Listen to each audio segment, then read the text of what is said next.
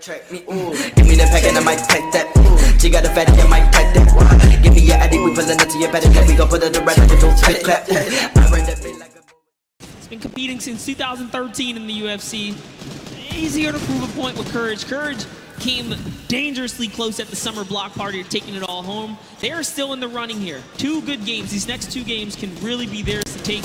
But we're gonna hop in with Tim the Tatman. Wild card is active right here, right now. Now keep in mind, he's got no HP to work with. 57 really isn't that much. But this is Tim the Tatman that we're talking about. Why is the entire lobby? Just believe. Tim, just believe. Nothing you can do and talk about Shadow Molly. He takes him out. He was the prime target there. Now take a look at Wade here, who's got the high ground. He's got the flint knock to save himself as well. In a combat. It's a lovely 70 shot right there. And this is where the lobby begins to condense and collapse on itself. Remember, no one has earned placement yet. There's still 26 duos in the running here, many of which are solos. Yo, if you were watching, did you watch the elimination feed? Grime picked up O-King, that is Sinnoh's dual partner. Tifu is actually going to be picked up by Nick A30. Wow. And Nav then turns around and says, Nick, not today, friend. It is not good, eh? And I'm just getting word, we actually have a replay of the wild card that we're going to get to take a look at together and relive just kind of what happened. So, you know, it's difficult, right, when situations like that. I'd pay for a slow motion in this part right here.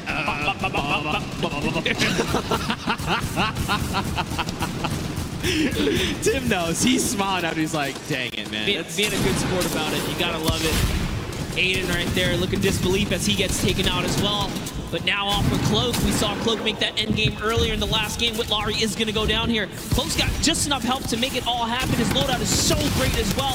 Perfect shadow bombs are going to allow him to rotate here. If he uses the structures, he can continue the rotation for free. And that's exactly what he's going to do. He's going to get nice and far into the zone. Free baller here for Nick Merckx. As Nick Merckx is going to use it. Why not, right? He can get this free safety for a little bit. Dude, this is where Nick wants to be, right? He wants to be in the middle of the chaos. As everyone's trying to, you know, panicking, trying to figure out what they want to do.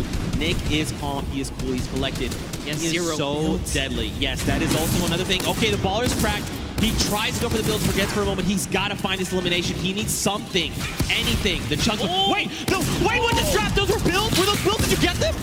Oh, it wasn't enough though. He had to connect those shots right there. Someone did get dropped right above him. Sinnoh's still in the running here, even by himself, is taking teams out. That's he just took out Airwax, which is huge for Sinnoh because they both have 7 eliminations. Airwax has 10 elims, so he still does technically have the lead, even with placement. But the longer Sinnoh stays alive now, the closer he can be to kind of catching up and taking that first place. So that was a huge elimination here. Now jumping in. Look who's still left though. Sinnoh, Sean, Symphony, Cloak, Jelty, Lachlan, Muselk, 7.